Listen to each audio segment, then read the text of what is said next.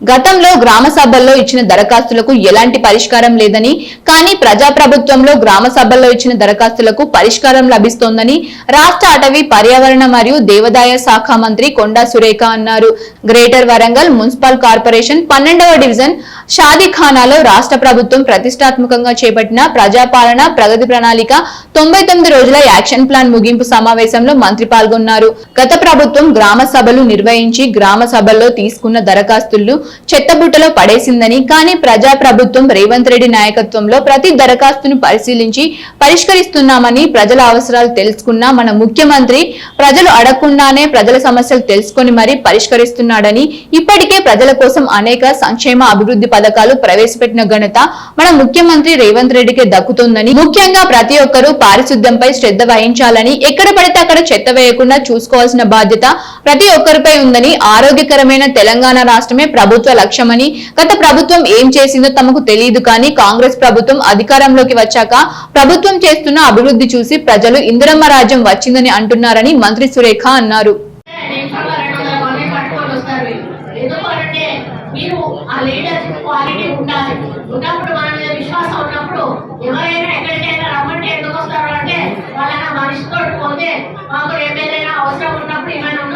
కాపాడుతుంది, ఈమె నాకు హెల్ప్ చేస్తుంది అనే నమ్మకం ఉంటుంది. కాబట్టి ఆ విధంగా మనం ఆ నమ్మకాన్ని సంపాదించుకోవాలి అని చెప్పి ఈ సందర్భంగా నేను విజ్ఞప్తి చేస్తా ఉన్నాను. కాబట్టి మన ముఖ్యమంత్రి గారు చేసిన ఈ కార్యక్రమాలు మన ఆల్రెడీ ముందున్న అధికారులు చదువుకుంటారు.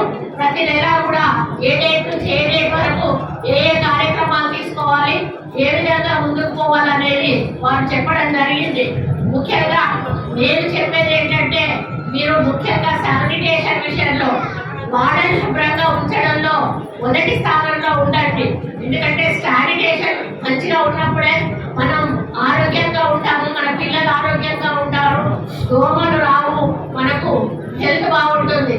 మనం ఏం చేస్తామంటే మన వాకిలంతా ఊడ్చేసి ఆ మొదట మోరీలకు పెట్టేసి లోపలికి వెళ్ళిపోతాం. డ్రైన్స్ లేనప్పుడు డ్రైన్స్ లేవంటారు, డ్రైన్స్ వచ్చినాక చెత్త తీసుకొచ్చి డ్రైన్లు లావడేస్తారు. మళ్ళీ మీరు వచ్చినాక ఏమంటారు, వారం రోజులు మేడం మా మొహాన కూడా రాలేదు, ఇటు మొహాన కూడా ఎవరు వస్తలేరు. ఆలస్యం వస్తే మనం ఏమీ చేయలేము. ఆరోగ్యాన్ని పాడవడం తప్పితే హాస్పిటల్లో చుట్టూ తిరగడము, మందులు కొనుక్కోవడం తప్పితే మనం ఏమీ చేయలేము. కాబట్టి మన ఆరోగ్యం పాడు కాకుండా ఉండాలి అంటే జాగ్రత్తలు తీసుకోవాలి. మీరు అనుభవం ద్వారానే మీరు తెలుసుకుంటా ఉన్నారు. మరి హాస్పిటల్లోకి వెళ్ళినప్పుడు కూడా ఎక్కడ చిన్న ఇబ్బంది జరిగినా కూడా కలెక్టర్ గారు వెంటనే స్పందించి ఆ హాస్పిటల్కి వెళ్ళి వెంటనే మేము ఒక మెసేజ్ పెట్టగానే, మేము మెసేజ్ పెట్టకపోయినా కూడా కలెక్టర్ గారు రొటీన్గా మరి ఎక్కడికి రెసిడెన్షియల్ స్కూల్స్కి వెళ్తూ ఉంటారు, మధ్యాహ్నం భోజనం ఎట్లా పెడతా ఉన్నారో చూస్తూ ఉంటారు, హాస్పిటల్స్కి వెళ్తూ ఉంటారు, వాళ్ళు ఎట్లా ట్రీట్మెంట్ ఇస్తున్నారు, అక్కడ ఏ విధంగా 50% వస్తుంది, 50% ఉంటే ఇటు ముగ్గురు అటు ముగ్గురు లేచిపోతారు, మొత్తం ఆడవాళ్ళనే ఉంటారు. కాబట్టి మీకు కూడా ఒకటే చెప్తా ఉన్నా, మీరు మంచిగా సమాజ సేవ చేయండి, ప్రజల్లో పేరు తెచ్చుకోండి, ఇంటింటికి వెళ్ళండి. నాకేం వస్తుంది అనేది మనం ఎప్పుడు కూడా ఆలోచించకూడదు. మనం ఎవరికి ఏం చేయగలుగుతాం అనేది ఆలోచించి మీరు వెళ్ళి ఒక అప్పు ఉంటుంది, అప్పు పెన్షన్ రాదు, ఎక్కడ అప్లై చేసుకోవాలో తెలియదు. ఎవరైనా మనం గ్రామ సభలు చూసాము, గ్రామ సభలలో వాళ్ళు కాగితాలు తీసుకొని పోవడమే తప్పితే ఎప్పుడు కూడా మనకు వాటికి పరిష్కారం వచ్చినటువంటి సందర్భాలు లేవు. కానీ మన ప్రభుత్వం వచ్చిన తర్వాత రేవంత్ రెడ్డి గారు ప్రతి డివిజన్కు కానీ ప్రతి వార్డుకు కానీ వెళ్ళాలి, వెళ్ళి అక్కడ సమస్యలను తెలుసుకోవాలి, వాటిని ఒక ప్రణాళిక తయారు చేయాలి, ఆ ప్రణాళిక ప్రభుత్వానికి పంపాలి. మళ్ళీ ప్రభుత్వం ఏదైనా నిర్ణయాలు తీసుకోవాలంటే ఆ ప్రణాళికను దృష్టిలో పెట్టుకొని మేము నిధులు కేటాయించడం కానీ మేము అభివృద్ధి చేయడం కానీ జరుగుతుంది అని వారు చెప్పిన మాట మేరకు, వారు ఇచ్చిన సూచనల మేరకు ఈ యొక్క కార్యక్రమాలన్నీ కూడా తెలంగాణ రాష్ట్ర వ్యాప్తంగా జరుగుతున్న విషయాన్ని మీ దృష్టికి తీసుకొస్తా ఉన్నాను.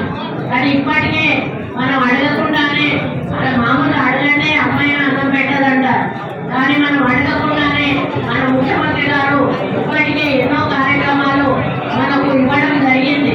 తెలంగాణ మరి రాష్ట్రం వచ్చిన తర్వాత 10 సంవత్సరాలు ఉన్నటువంటి ప్రభుత్వము ప్రజలకు ఏం చేసిందో నాకైతే తెలియదు కానీ మరి కాంగ్రెస్ ప్రభుత్వము ప్రజా పాలన అందిస్తూ ఇందిరమ్మ రాజ్యం వచ్చింది అని చెప్పి ప్రజలు మరి మమ్మల్ని గెలిపించి అధికారంలోకి తీసుకొచ్చినాక రేవంత్ రెడ్డి గారి నాయకత్వంలో మేము నిరుపేద ప్రజలను మహిళలను మరి రైతులను అందరినీ కూడా గుర్తించి గ్రామీణ ప్రాంత మరి సమస్యలను